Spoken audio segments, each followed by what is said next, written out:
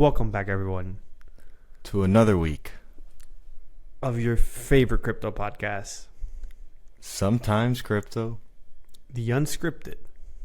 Crypto Podcast. Ayo. We're back, consecutive back-to-backs Yes. at this point. We're it back takes- in the flow. I heard it takes 3 days to make a habit, so we need one more week to make a habit. Hope everyone's doing good. Hope everyone's doing well. Yep. And that's all I got. Yeah. If you've been here before and you keep on coming back, Hit drop a like. Smash the like button. You gotta smash it. You gotta poke your finger through your camera, through your phone, through your iPad, through your computer, through your TV screen, through Alex's face. Yeah, and share it. The sharing is caring, guys. Yep. But Share it with your father-in-law and mother-in-law. they maybe not them. Your friends. Do your friends. No, share it with them. If they don't like us, that means they don't like you either now. Dude, that's crazy. So we had some developments this week, did we not? I know last week there was 2 stories that I didn't get a chance to cover because we were all over the place last week. We were a bit all over. Is there anything in particular that you want to go over first and foremost? I don't have a real good coherent train of thought of things. Okay. So I don't.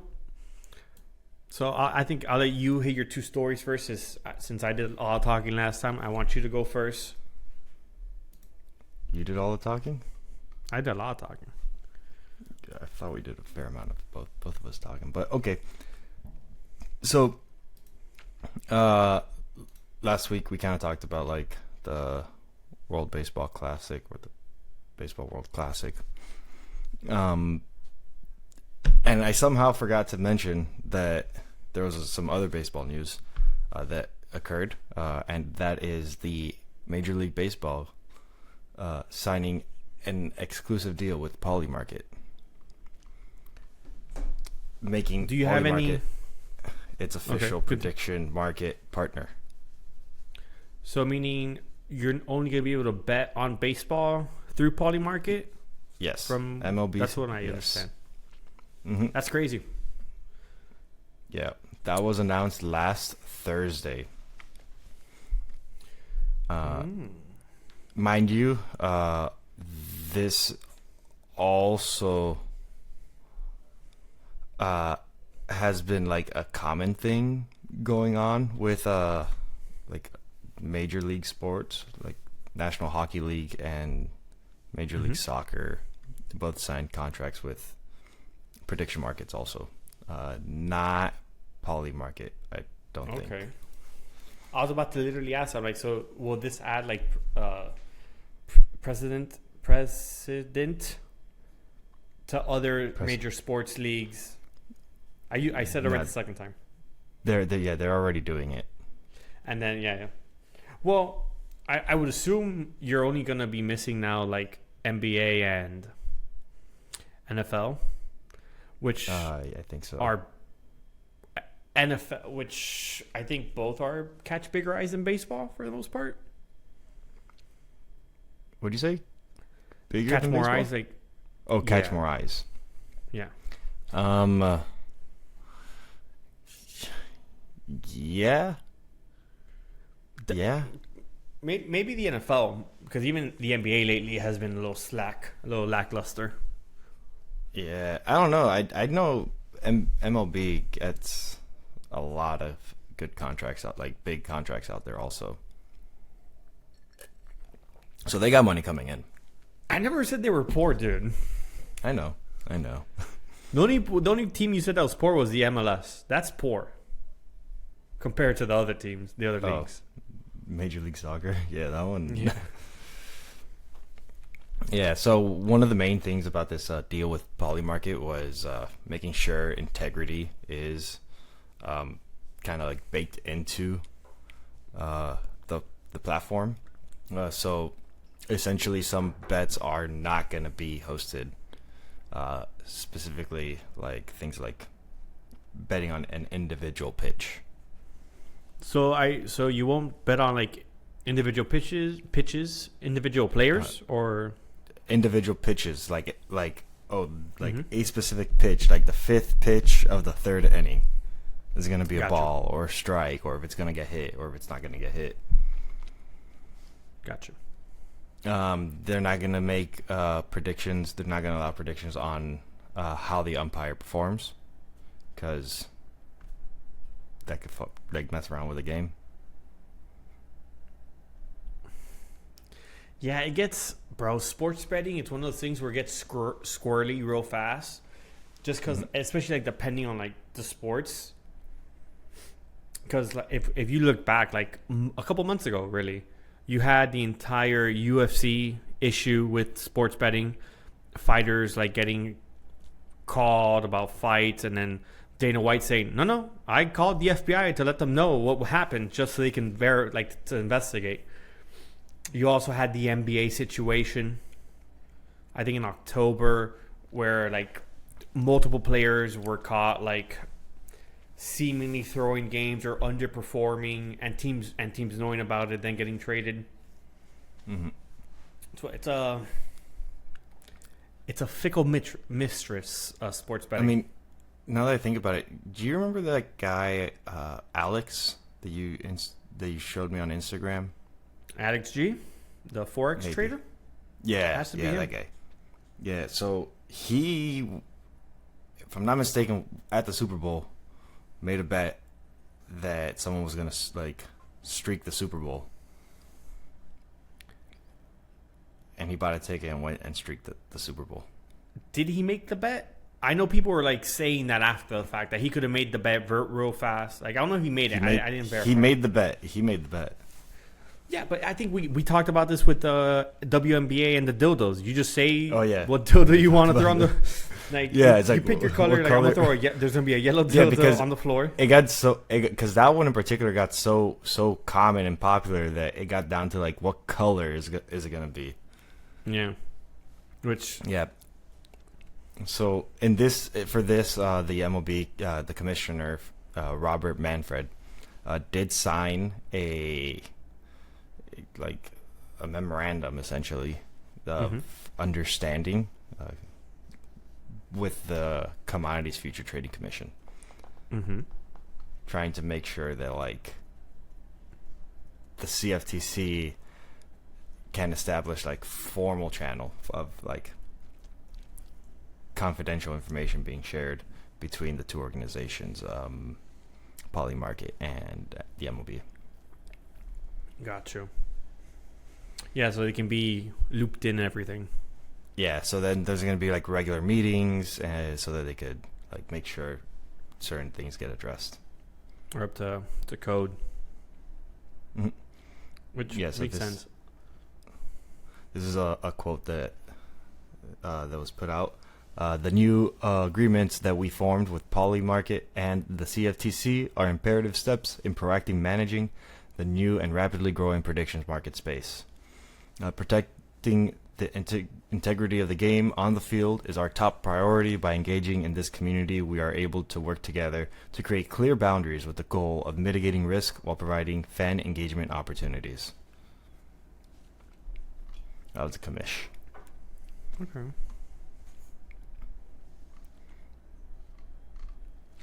So hopefully we get the idea realistically is just not to have players like throwing games or pushing the odds to whatever the market the market's saying.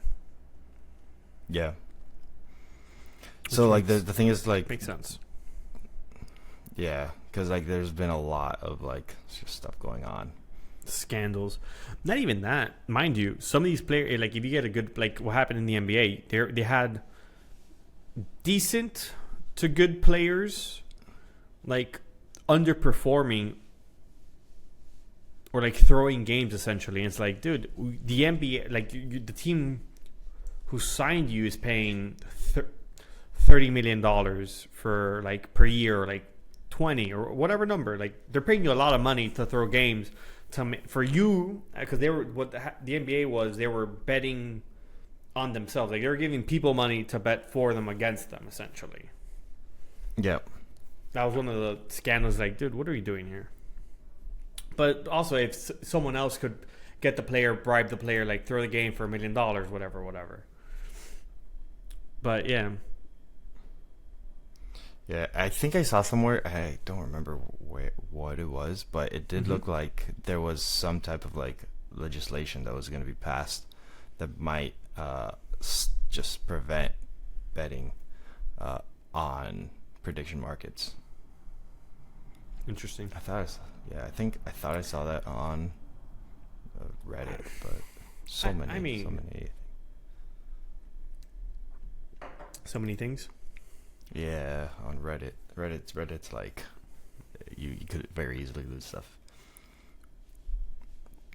So I have something to say now, because I wasn't going to mention it, but since it ties in so well. So I think it was today, or I didn't see anything about it. I saw it on Rogan today. He had Dave Smith on, comedian, political commentator, whatever.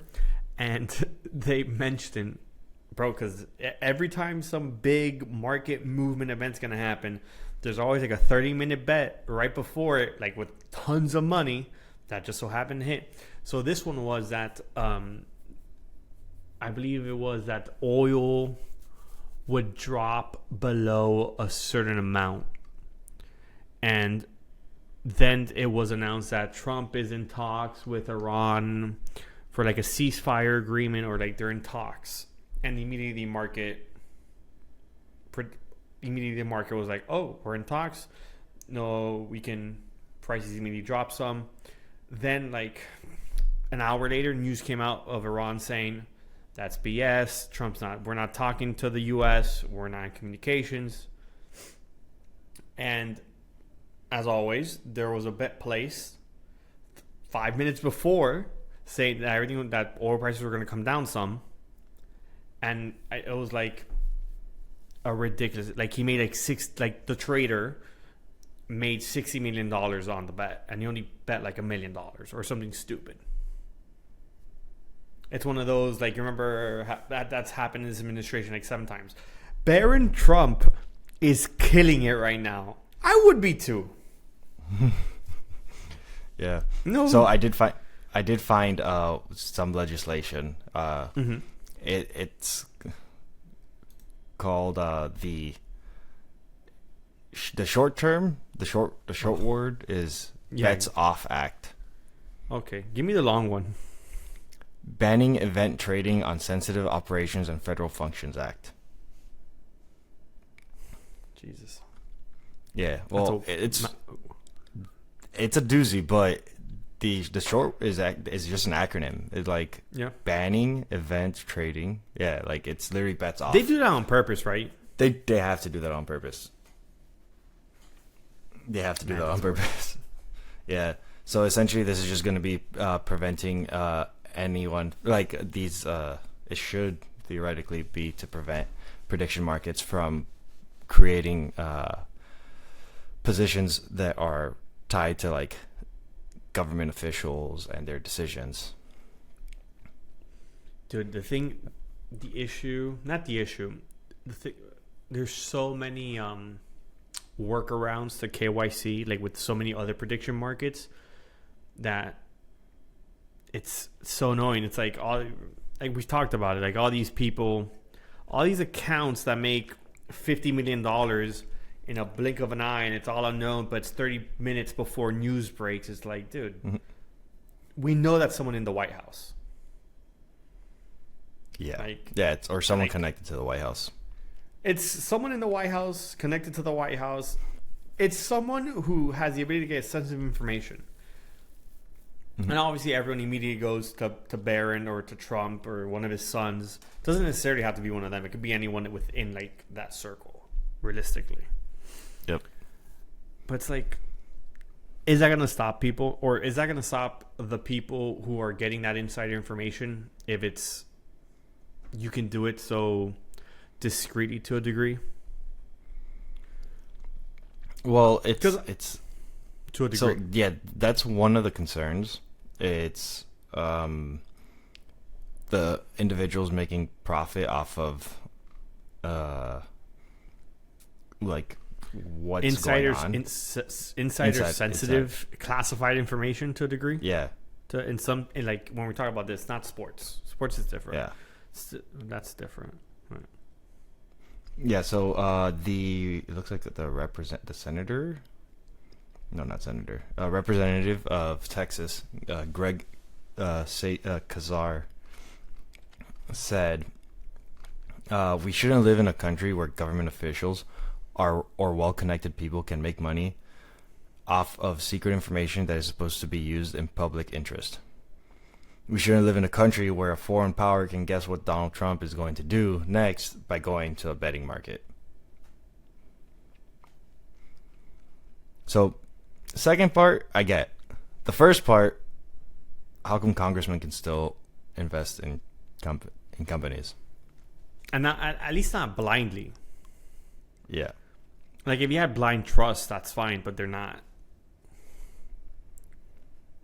What do you Also, mean by it's that? one of those things like how are people in Congress or these positions of office who can influence laws and these things also have the ability to like they can't be like the CEO of a company, but they can have someone who they're just as close with be the CEO in the meantime, and that person who is in Congress can still profit from that business.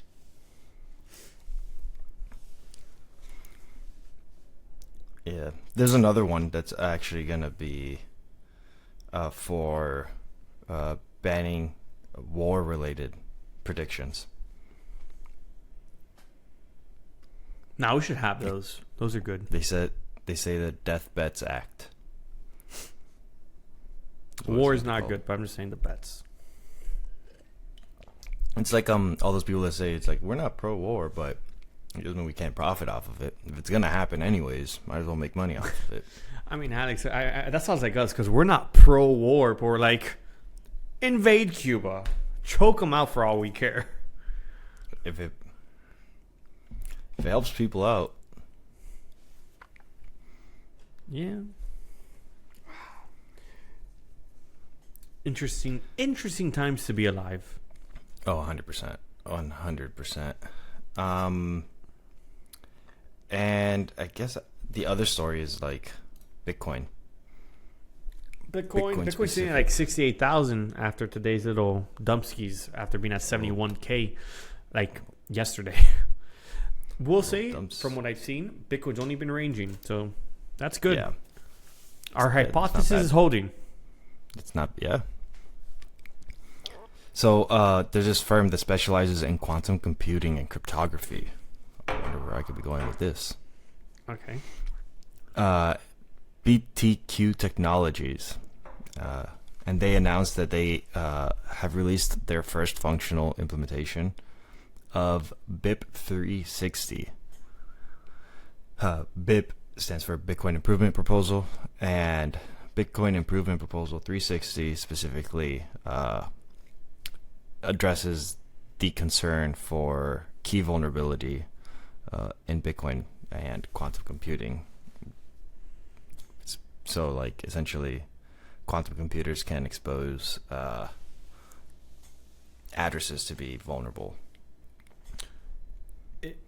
Question: is it not that you cannot just like expose it, but also is that they can compute fast enough where they can run all the possible?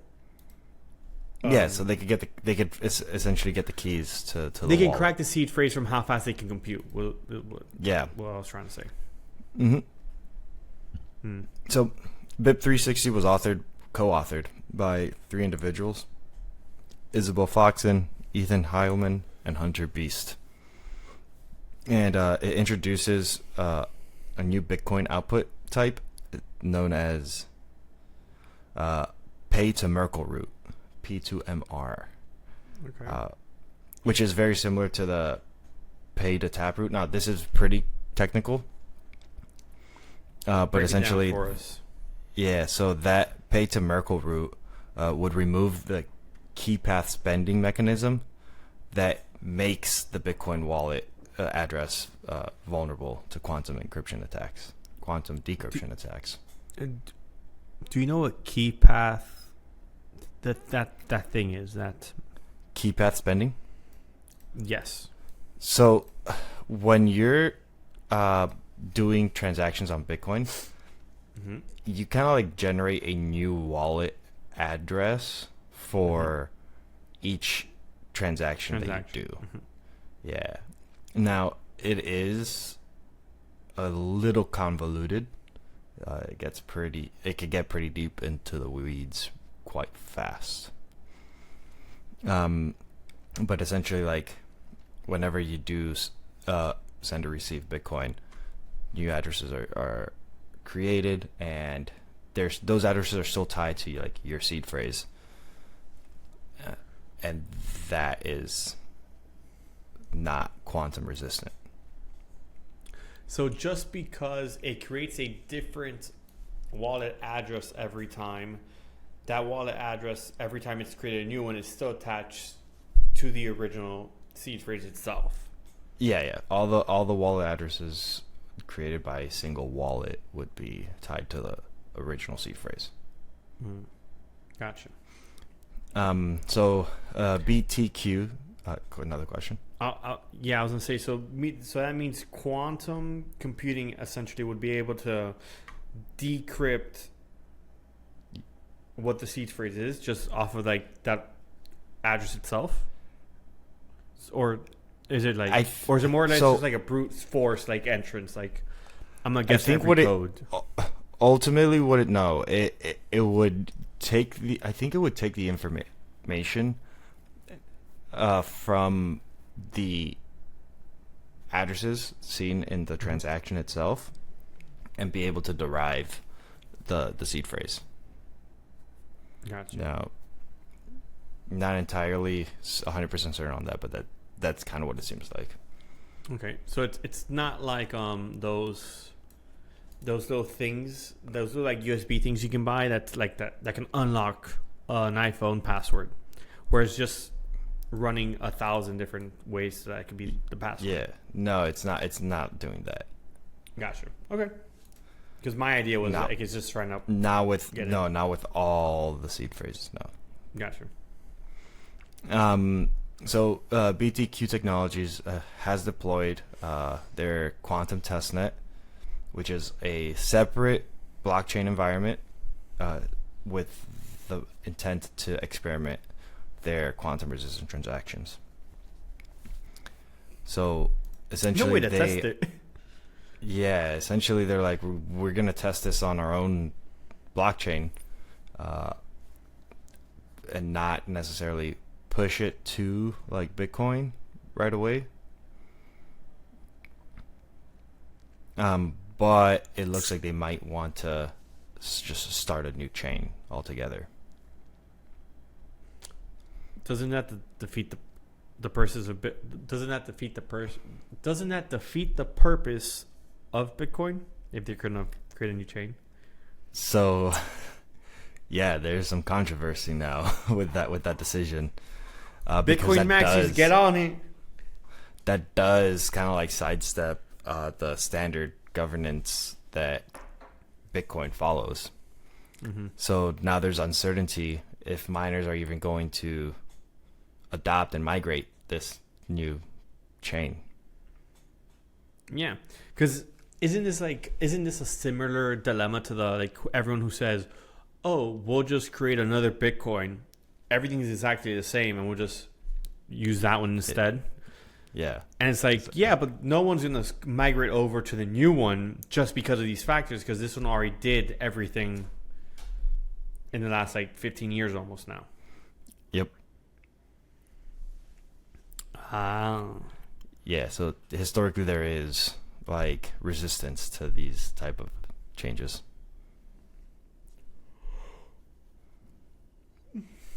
it's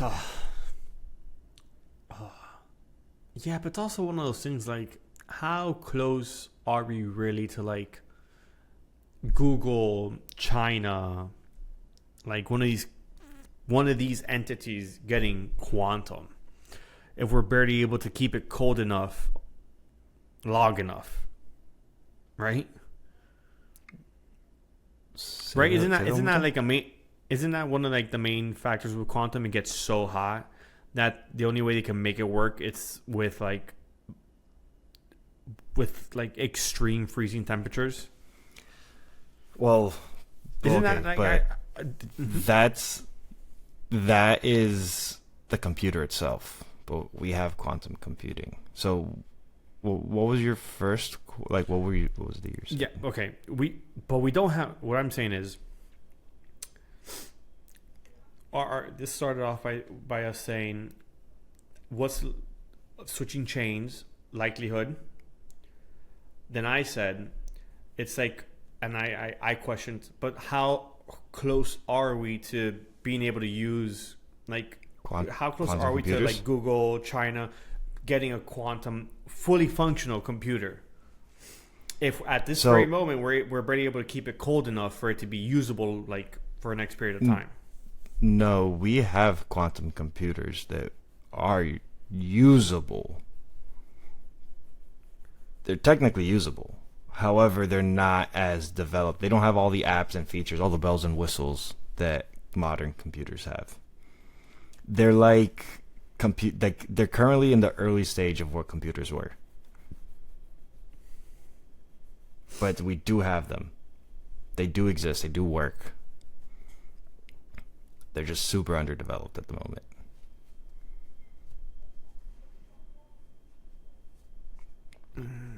Were you not aware of that? Got you. I was under the impression that we had quantum compute, but it was so like we're not able.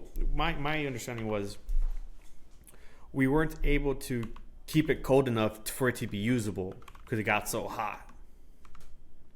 And that's why Google's breakthrough on like being able to keep it cold for I don't know how long it was so like important. When it happened like a couple years, like a year ago now, 2 years. I could be 100% wrong. I remember like there being a specific thing where like keeping it cold was an issue because it got so hot. That was like okay. So the way quantum computers work is it needs to know the state of a qubit, of like a quantum bit.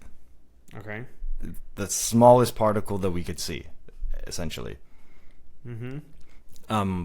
But that thing moves so fast that we cannot tell in which position it's in. So you need to cool it down to be able to understand what position it's in. But William, we're way far past that now. Did you not hear about this happened last year? Microsoft's Majorana 1. Oh, you probably mentioned on this podcast. Yeah, back in February last year, so like just over a year ago, Microsoft introduced the world's first quantum computing processor. So that was like a revolutionary position. Mm-hmm. So this is irrelevant information. So a functioning computer chip for quantum is what it is. But you just said we had quantum computers. Yeah, that's what that's a computer. That the chip is the computer. Yes, I understand. The chip is, but they just made that last year, right? They made that last year. I don't understand how this quantum thing works, dude. I mean, people the thing is, people who study quantum don't understand how quantum works. Bro.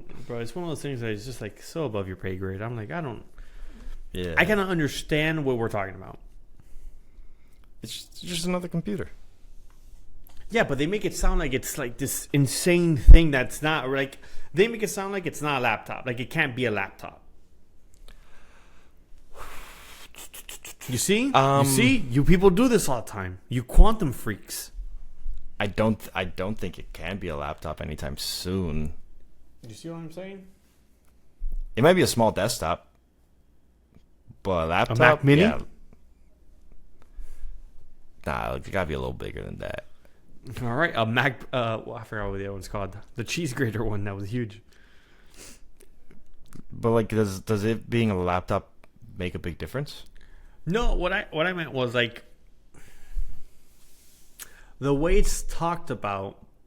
At least from my perspective, is it's this like theoretical. It's like a leprechaun. No, it's very real. It's like no, but I understand what you're telling me. But the way it's talked about, it's like it's a leprechaun. It's a leprechaun. You've never seen a leprechaun, but in your brain you're like, are there leprechauns? Could there have been leprechauns? It's like it has this mysterious hue to quantum. It's like I don't. So, I maybe wouldn't compare it to like a leprechaun, but the pot of gold at the end of the at the end of the rainbow, maybe. It's yeah, like but the rainbow is a circle. There's no end to it. Yeah, but every time you move, it's like, where's the rainbow going? The thing is, you are the center of the rainbow. There is no end to the rainbow because it's a circle.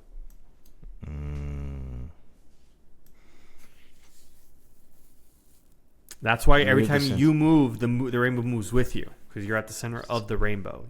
And technically, you would be at the end of the rainbow as well. So you're the pot of gold? You are, exactly. Damn. Okay, well, no. This quantum one, I don't understand. It's one of those things where I just can't understand. Yeah, I get it's that. Like, it's like when you talk about $1 trillion, you can't understand what $1 trillion is because it's like such a it's such a crazy thing to like fathom.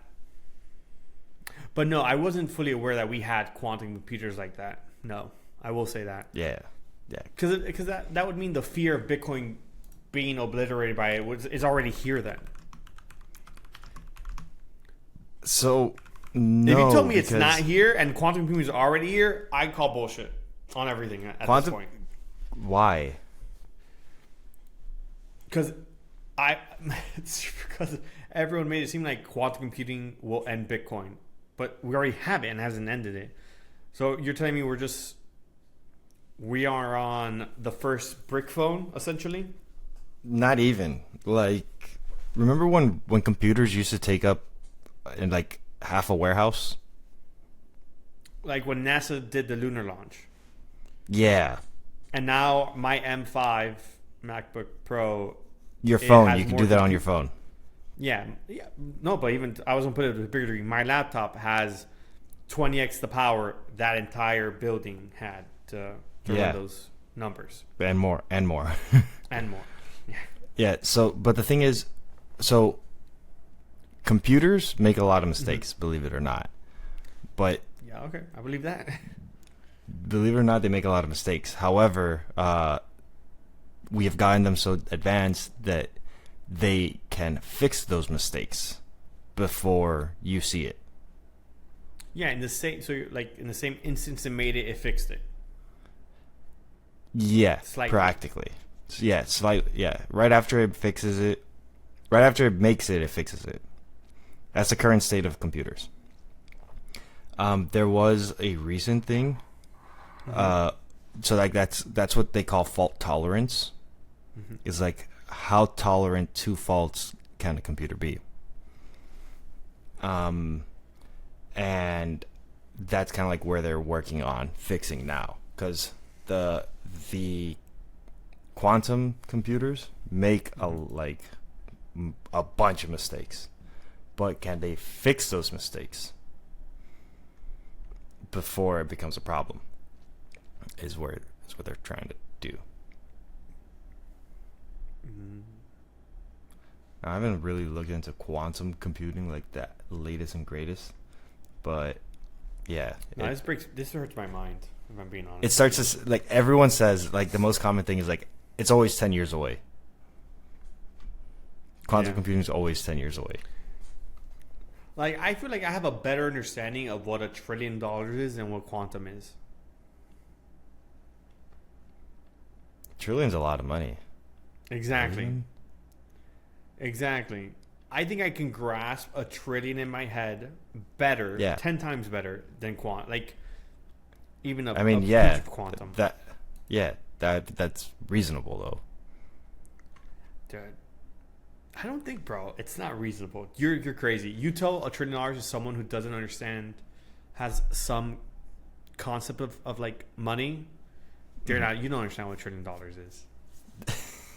I don't think. Trillion's a lot. I don't understand what $1 trillion is, and I just know that's one step bigger than a billion. That's more than fuck you money. That's yeah. Yeah, that's way more. Like, yeah. You could buy entire countries with that. Dude, why didn't we... Side tangent, I'm going to get into it because you said it. Why in America just buy Cuba? Or like buy whatever country it wanted? America already has like 40 trillion in fake money, right? America's already insolvent. Apparently. America's insolvent. That's this article that I shared with you. Why didn't we just buy Cuba for $2 trillion? Like, and we'll say we'll pay it out to the people in government in 10 years, in 20, in 30, 50, 20 years. Who cares? Mm-hmm. They'll never see it and it'll never matter. You give them 100 million, they won't tell the difference between 100 and a trillion. Yeah, they just call it a day. Call it a day. Like, if China wants Taiwan, why doesn't China just buy Taiwan? It's going to be cheaper. I guess, but... It would be cheaper. Would it? 100%. I don't know, because I was just thinking, I was like, why pay for it when you could get it for cheaper by just attacking them? What? Yeah, but you have to attack them. You have to get the people to fall in line. Then you're going to have a mass exodus. Companies will leave. Like, if you just buy them, like... It's all good. It's harder to leave. It's like, oh, they bought us. There's no fighting here. They just bought us. It needs to be more like Monopoly. Yeah, like Monopoly. I'm sorry. I threw like a curveball at you with all this. I'm sorry. 2 beers deep, I start getting saucy with it. You know what I'm saying? I guess. So tell me more about this insolvency. Bro, good catch. I didn't mean to do it. I just happened. I just said it because it's all coherent. But I told you to read this article, and let me read exactly the name of the article. So the article is "The Treasury just declared the U.S. insolvent. The media missed it," and it was written by Stephen H. Hank. So Stephen H. Hank, apparently, he is he's been writing about the economy forever. He's written multiple articles. I don't read. I'm a degenerate listener. And essentially just talks about the humongous debt crisis that America has. So I think I shared it in our group chat. Do you remember I sent you it was a picture, essentially. It showed America having $6 trillion in assets when you include all the assets America has, and it showed like 41 trillion or 40 something trillion in debt. Mm-hmm. And that's part of his thesis. Is just like, this is our current asset to debt ratio, which is insane. And he goes, that's not the biggest issue.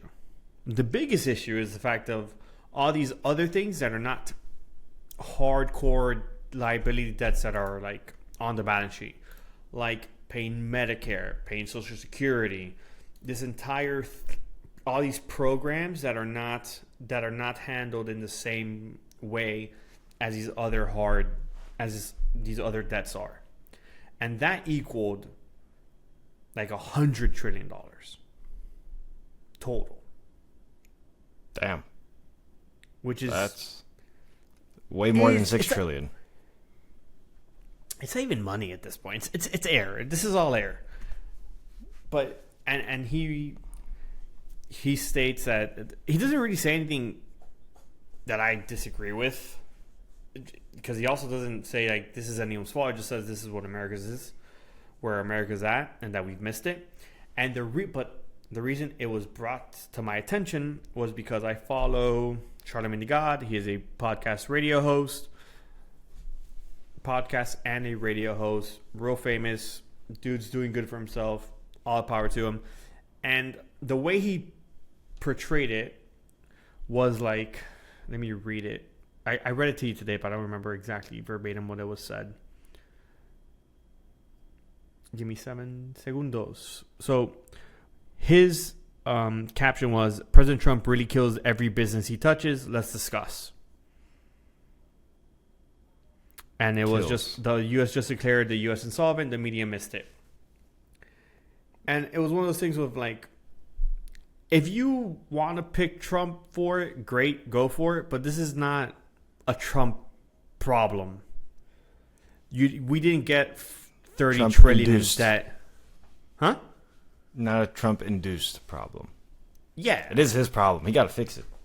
Or he should be fixing it. He's not... Yeah, but it was Obama's problem. Why didn't he fix it? It was Bush's problem. Why didn't he fix it? Like, no one fixes these problems. It was, yeah. It was Biden's problem. He made it. They all make it worse. Mm-hmm. And I just found it interesting that they're using it he used it to poise Trump as like they made America insolvent, which in reality America has been insolvent, like to a degree. Not really insolvent, because insolvency means we're not able to pay our debts, which we are as of right now. Probably next president or the one after might not be able to, at the rate this is going. And I don't know.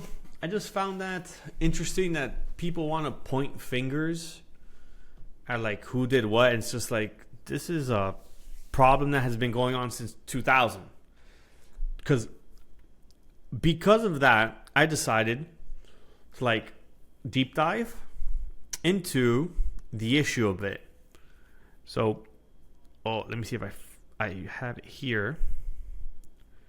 So these are all estimates of how much was spent and all this. These are not exact numbers. So George W. Bush, 2001 to 2009, he received the country with 5.7 trillion in debt. He ended that term between 10 and 10.3 trillion. So he added about $4 to $4.6 trillion. That's about 70 to 80% increase in the debt. Mm-hmm. Obama, his start date was 10 trillion, 10 to 10.3 trillion. He ended his two terms with 19.95 trillion to 20 trillion in debt. He added 8.3 to $9 trillion, which that was another 70 to 90% increase in the debt. Trump's first term started with 20 trillion, essentially 19.95, basically 20. Mm-hmm. He ended with 27.7 to 28.4. Trump added basically another $7 to $8 trillion, raised it 40%. Biden was no better. Started at 27, where Trump ended, added, and it ended at 35 to 36 trillion. Add another 7 to 8 trillion, another 30%. And Trump currently is adding about 2 to 2 point something trillion per year so far, at the current rate. So it's like, not like they've all doubled the deficit, like the debt, all of them, in the last 26 years. They've all doubled it. And we're here fighting over, or the country perceives it as, we're fighting over red versus blue. And it's like, no, bro, these are all like, they're terrible with money, essentially. Like, the spending habits that America has will never be tamed at the rate this is going. Isn't this what Hamilton wanted? I don't think he wanted this to this extent. I think he wanted a little more. I don't think Hamilton was thinking of trillions. Nowhere near it. Well, yeah, definitely wasn't thinking of trillions. But functionality. There must have been some type of functionality, purpose, leverage that he was thinking of. He's like, yeah, this is the move.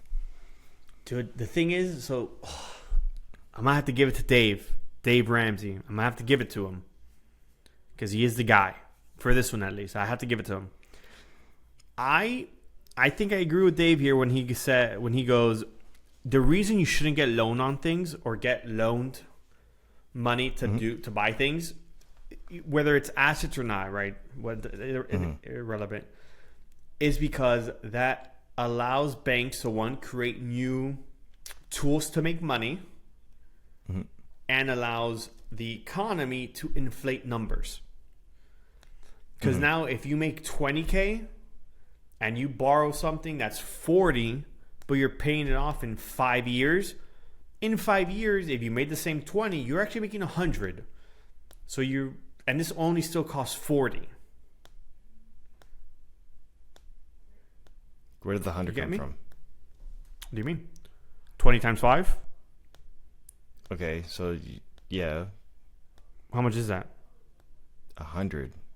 100K. Oh. So he made 100,000 in 5 years. In 5 years. That's what I said. Yeah, I said he takes a loan now for 5 years to pay back the 40,000. I said 40,000. Yeah. To pay back the 40,000, he's gonna make 100 grand in 5 years. Follow? Yeah. Okay. So that allows companies to charge more for products since their time horizon gets bigger. Yeah, because they expect to get more money long term. Exactly. That's part of it. So that allows companies to charge you more for things that could be worth less, because we're all on a borrowing system. Yep. It's kind of why. It's part of the reason why. That's being introduced even at Chipotle. What? You buy your food and you pay for it over time. They have buy now, pay later in Chipotle. That's I could have sworn That's it. Unless the email that I saw was like some type of fish. I'm gonna search it up now, crazy. But like it's getting bad. That's crazy. But to Dave's point, that allows prices to be inflated, to get hyperinflated to a degree. It's not so much that costs of things, while yes they do rise like because of traditional like factors, but it's also just the fact of you can borrow so much against what you'll make in the future, type of a situation. Which so causes Chipotle doesn't do it directly. Oh, but let's say buy now pay later are crazy. Yeah, Klarna, for example, lets you pay like wild. Which I'm not this is my issue. Different today. I don't care if people take out like a loan to buy something if you have the money. If you have the money to buy it and you're getting either 0% interest, buy now pay later, which you know you were not going to miss a payment and get screwed over, then go for it. It's not an issue. But if you don't have money and you're doing all these things, it's like you're looking to get screwed. Yeah. So like, here's my thing. Like, let's say you have $100,000, and you want to buy property to rent it.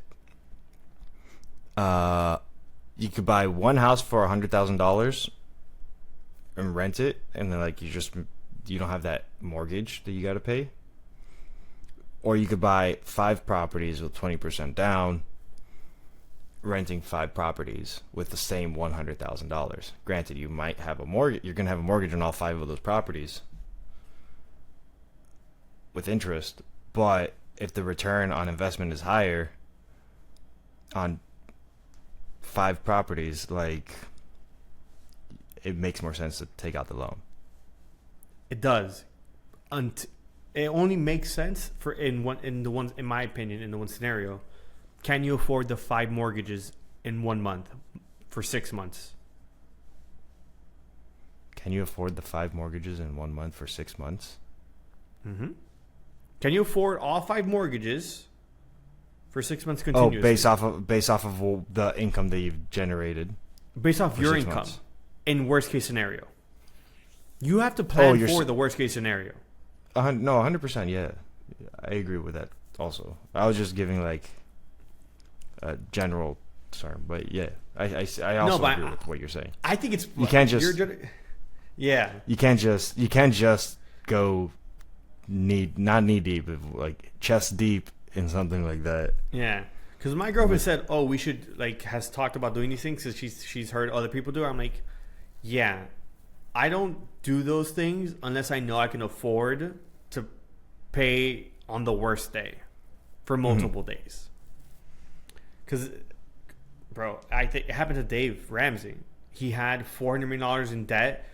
It's all distributing in rental, residential properties and things. 2008 happened. He got screwed. The bank screwed him. Mm-hmm. It's what do you... And he had to start from zero. That's a real scenario people have to plan for. Yep. Well, people who are playing in that game and at that level. Yeah. Let's be clear. But financial advice, guys. Not financial advice. You want a good rule of thumb? Don't spend more on your credit card than what's in your debit card. Yeah, don't spend more than what you make. And you will be doing better. You'll be doing better than 99% of everyone. In America, yeah. In the world. Well, at that point, you're at the 1%. Yeah. Yeah. No, dude. I don't know. That article gave me the tangent of just bro. He made it. I felt like he made it. They made it political, and I'm like, this isn't political. This is bullshit. America's a disaster. Which I did see the debt the other day. I think we're about to cross 40 trillion. I think we're close. And I'm like, how long can this go before we are insolvent? Insolvency doesn't exist. Yeah, but in different of money printing and everything else, you need someone to buy your debt to keep on money printing. And I looked at it, I thought about it for a bit, and I'm like, dude, are we getting to that point where $40 trillion is dude, that's, I think it was 15 times our GDP? Something like that. It was a crazy number. And it's okay. And our debt that we have to pay on just the interest we have to pay on our debt is already starting to cross the $1 trillion range. That's more than our military budget, and we have a $1 trillion military budget pretty much. It's getting a little financially, in my opinion. Whether it really burst the bubble or not, I don't know when that will happen. But in my eyes, it's getting real nervously, squirrely for me. Yeah. And I'm also not telling people to be worried or anything. I'm just saying, me, someone who understands money somewhat a little bit, it's are we at the point where where this gets sketchy? I guess. This is crazy. So I came to the U.S. debt clock org. Yeah. U.S. national debt practically almost 40 trillion. It's 39 trillion. Mm-hmm. Debt per citizen, 113,687. Mm-hmm. Now, debt per taxpayer, 357,000. So that makes sense. Yeah, there's less taxpayers than there are citizens. Yeah. I mean, yeah. You're not a taxpayer until you're 18 and you have a job that makes over $15,000 a month. Yeah. I mean, a year. hmm There's actually people doing charitable donations to the IRS, That's crazy. right? Insane. Yeah. I would never pay off the United States debt. Oh no. So it's not to the IRS. It's just to charities and Oh, nonprofits. okay, that's good. Yeah, yeah. It was here in this. Oh, So I was like, yeah, I can share my screen. yeah. Hmm.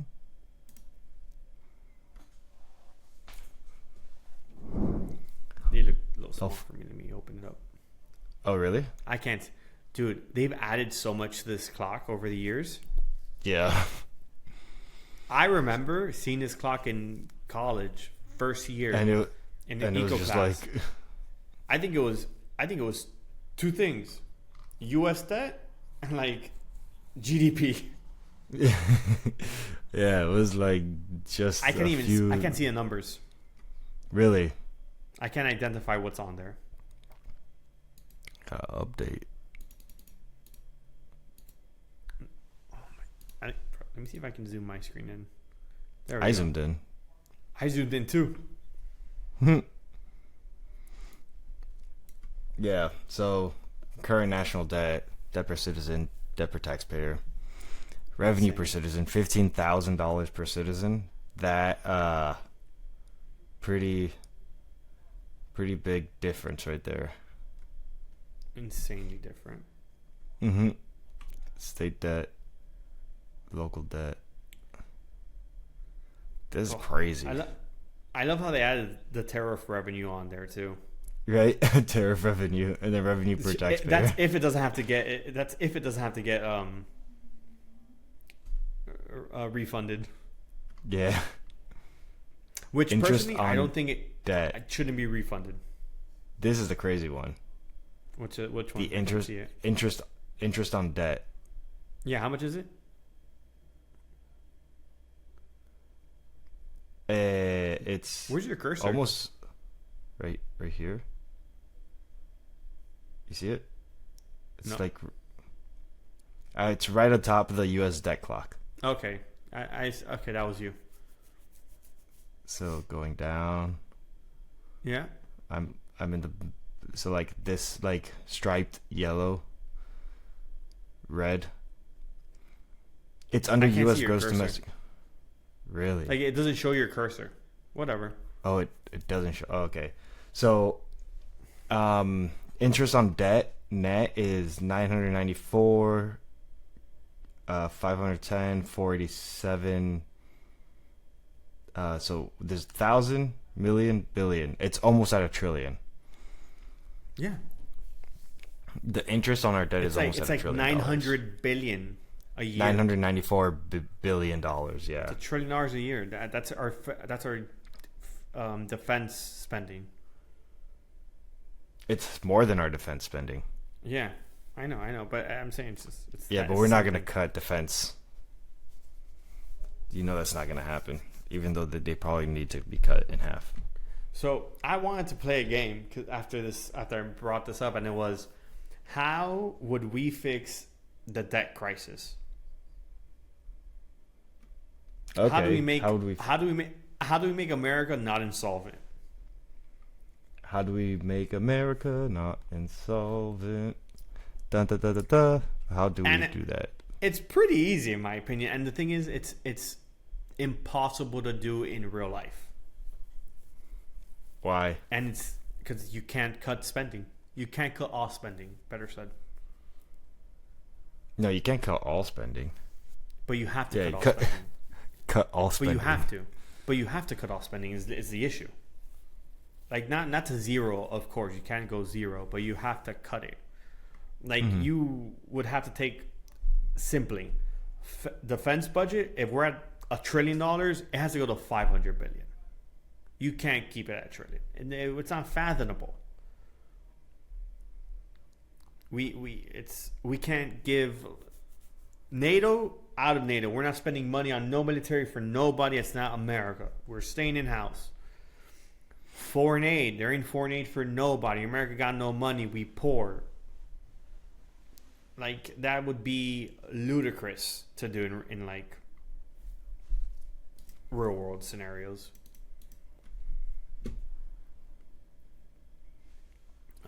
Yay. Oh, what the heck? They're tracking something that's not even money here. Border encounters in 2024. The total number of Southwest border interactions between individuals attempting to cross the U.S. border and CBP officers. That's crazy. And then the one in 2025 was also tracked. So in 2024, there were almost 2 million encounters. Right? Yeah. Yeah, almost 2 million encounters. And it doesn't show 2023? It doesn't show 2023, but 2025 encounters dropped all the way to 82,000. Bro, if it's one thing Trump did do swiftly is he shut down the border quick. He locked it down. The change was a 95% change. Mm-hmm. And then that shows okay, so this is why they show it, I guess. Total savings per year. So the amount saved is $338.50 per taxpayer. Jesus, nothing. So I mean, it's not nothing, but it's a big number, but it's like it's nothing compared to like what's the debt per taxpayer? 300,000. Yeah. What's our savings per tax? $300, dude. It's insane the difference. Yeah, that is true. It's insanely different. Yeah. Do you sometimes find it like useless to talk about these things? Because it's just like what's gonna like nothing's gonna change realistic, like really. Yeah. I guess it's just interesting to talk about, but it's just like damn. Yep. Alright, I'm gonna stop sharing my screen. It's all good. Damn.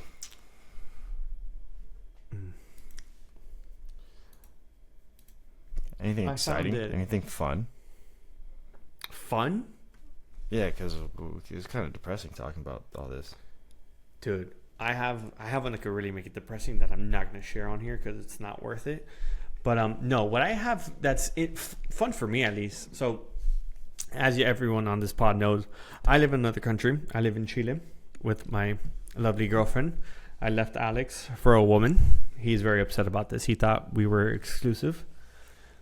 But so the other, I think Monday, right? Monday, it came on my Instagram feed that Chile's government is going to raise the price of gas all throughout the country on, like, I think today at 12 o'clock at night. And the increase was minimal.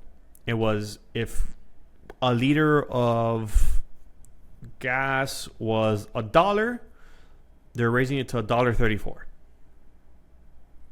Okay, 34 cents. In our situation, it's for 93 octane.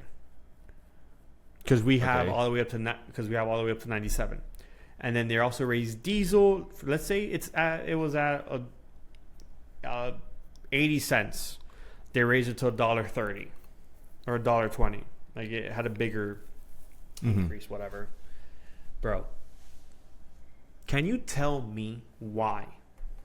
For the last 3 days, at every god-forsaken gas station that you crossed, had lines out the wazoo, lining up.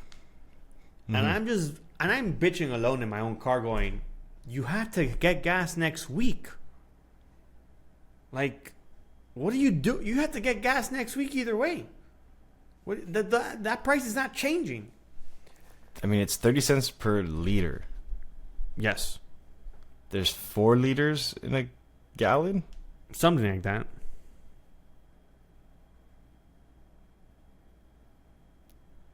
So they're increasing it by $1. Yes. Over $1 per gallon. Sure. I mean, it's It's kind of significant, but Yeah, but I'm gonna hit you hard with it. how many gallons does your car take? 12? Oh, I don't care. 24? No, my 25? My car takes like 40. 40 liters. Well, it probably takes like 15 gallons or 20. Yeah, exactly. So like $15 extra. $15. It's gonna be like it's gonna be like $16 extra. No, I didn't care. I didn't react. I told her, like, my girlfriend's brother, I'm like, dude, I'm not gonna put gas. I'll put gas like at 12 o'clock at night when no one's at the gas stations. So I found it interesting because oil prices in Miami, specifically because I was there a little while ago, jumped overnight from $2.50 to $2.90, then to like $3.10 to like almost $4 now. And I was like, damn, why hasn't that increase been seen here until now? Mm-hmm. And it's because they have a program that's set to stabilize oil prices week to week. So if oil prices go up crazy, like they have been, their system goes, okay, oil prices went up, whatever the negative equity I would get, essentially, I'm gonna discount it. So meaning this government's going to eat the costs for the increase instead of going to consumers.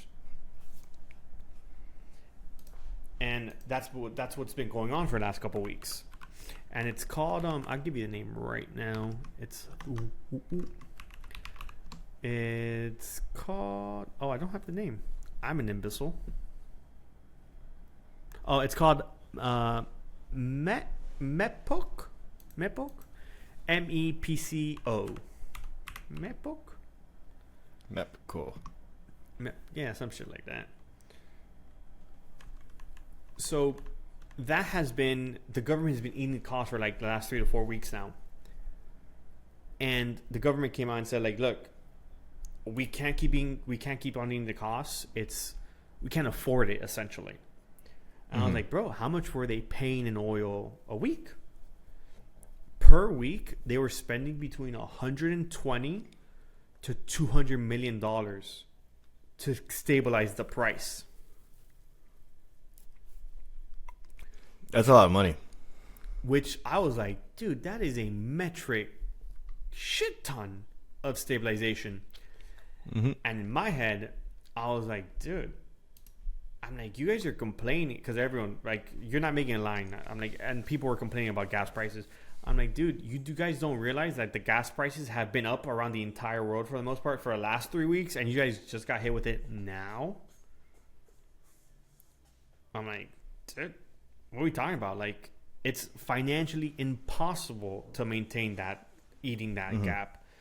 So I did digging because I got interested.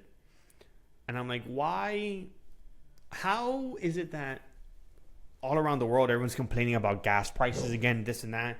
And I'm like, dude, did we not just have high gas prices the other day? Like, we spent an entire 4-year period under Biden with high gas prices because of Ukraine and Russia. Mm-hmm.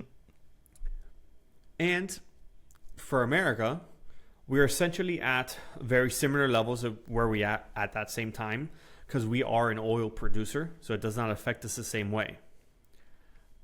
However, for the rest of the world, though, the actual difference between what occurred during Russia and Ukraine and U.S., Israel, and Iran is the fact that the Strait of Hormuz is an actual issue because it's not that the production of oil, 20% of the production of oil like Russia, 20% of the production of oil comes out of Russia and they're just sanctioned up the wazoo. It's the fact of the Strait of Hormuz can actually be closed down.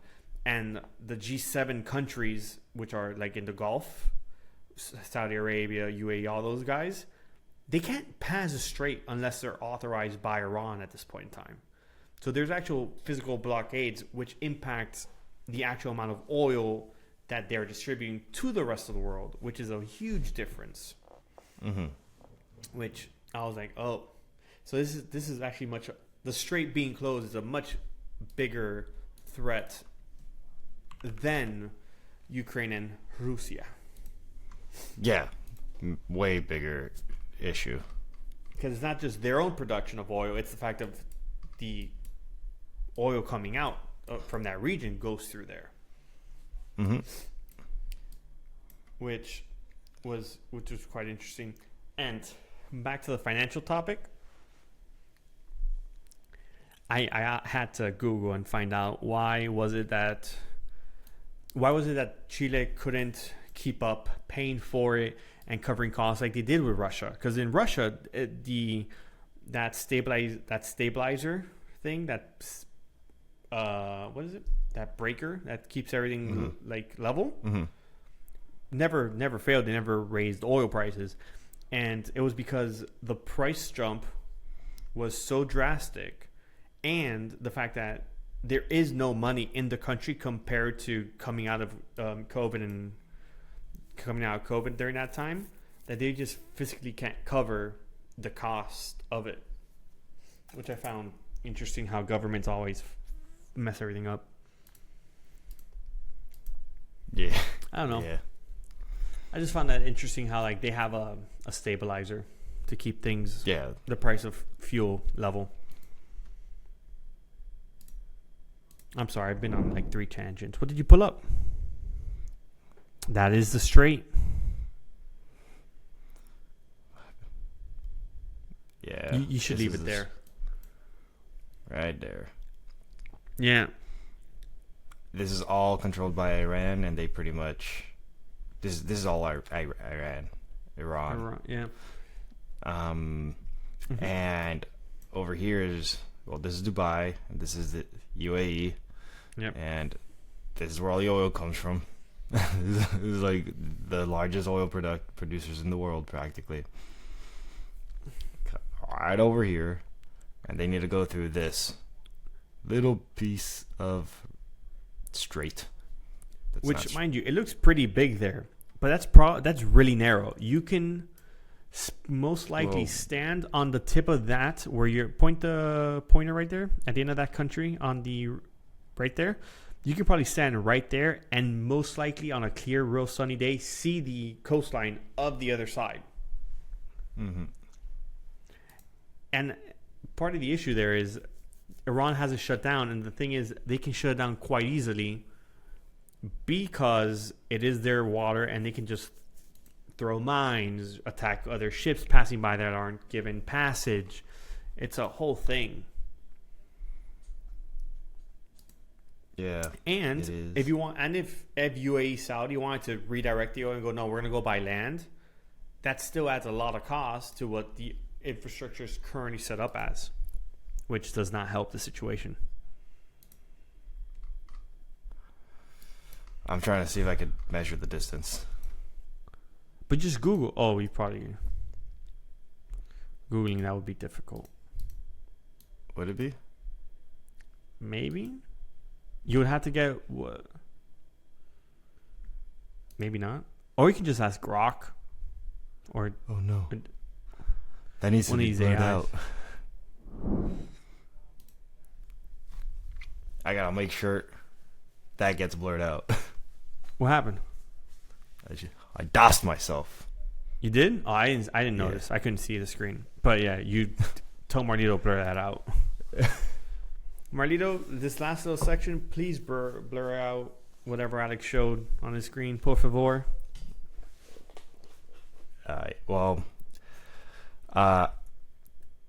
There's not much to talk about. Just cut off the video earlier. Just cut it off. Just cut it. We're done. That's it. Alright, guys. It's been a fun one. Like, subscribe. Touch the like button. Touch. Slam it. Smash it down. Jesus. Okay. Damn. Give it a beer. Maybe it'll be nice if you give it a beer. Well, it's been another week of your favorite crypto podcast. Sometimes crypto. The unscripted crypto podcast. Ayo. Ayo.